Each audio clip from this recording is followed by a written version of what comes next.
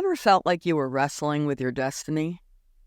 Discover the profound lesson in Jacob's struggle and how it reveals God's presence in our toughest moments. Good day, Grace Keepers, and welcome to your daily dose of God. My name is Joe, and today we're reading Genesis 32.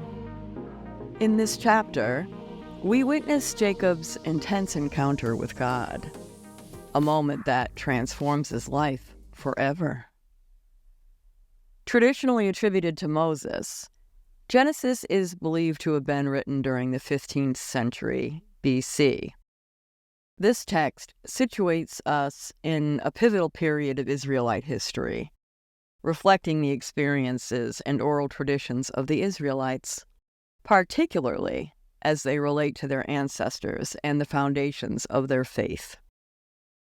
Genesis 32 captures a critical point in Jacob's life, offering profound insights into his character development and spiritual growth amidst his return to Canaan, facing both his past and the promises of God. Genesis chapter 32, Jacob prepares to meet Esau. Jacob also went on his way, and the angels of God met him. When Jacob saw them, he said, "This is the camp of God." So he named that place Mahanaim. Jacob sent messages ahead of him to his brother Esau in the land of Seir, the country of Edom. He instructed them, "This is what you are to say to my lord Esau. Your servant Jacob says, I have been staying with Laban and have remained there till now. I have cattle and donkeys, sheep and goats, male and female servants. Now I am sending this message to my lord, that I may find favor in your eyes."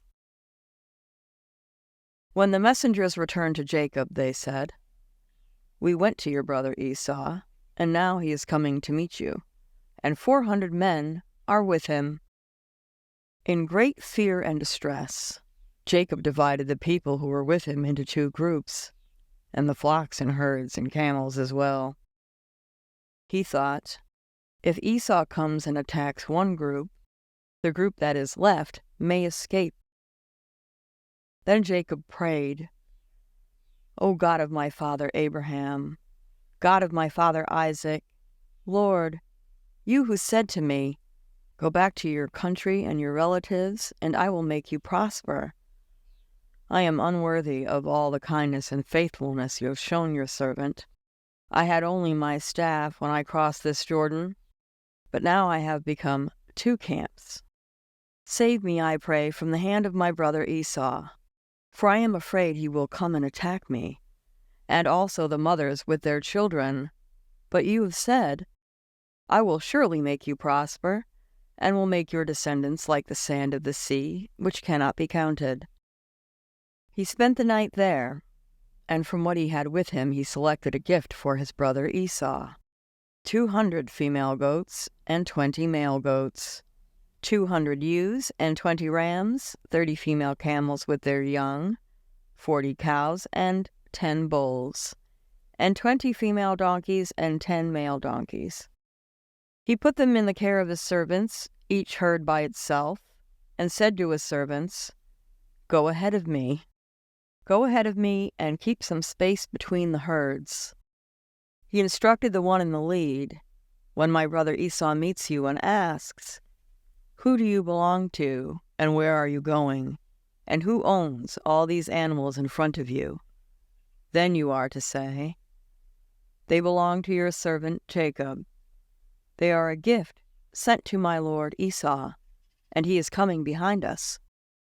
He also instructed the second and third and all others who followed the herds, "You are to say the same thing to Esau when you meet him, and be sure to say, 'Your servant Jacob is coming behind us,' for," he thought, "I will pacify him with these gifts I am sending on ahead. Later, when I see him, perhaps he will receive me." So Jacob's gifts went on ahead of him, but he himself spent the night in the camp. That night, Jacob got up and took his 2 wives, his 2 female servants, and his 11 sons, and crossed the ford of the Jabbok. After he had sent them across the stream, he sent over all his possessions. So Jacob was left alone, and a man wrestled with him till daybreak. When the man saw that he could not overpower him, he touched the socket of Jacob's hip, so that his hip was wrenched as he wrestled with the man. Then the man said, "Let me go, for it's daybreak." But Jacob replied, "I will not let you go unless you bless me." The man asked him, "What is your name?" "Jacob," he answered. Then the man said, "Your name will no longer be Jacob, but Israel, because you have struggled with God and with humans and have overcome." Jacob said, "Please tell me your name." But he replied, "Why do you ask my name?" Then he blessed him there. So Jacob called the place Peniel, saying, "It is because I saw God face to face, and yet my life was spared." The sun rose above him as he passed Peniel, and he was limping because of his hip.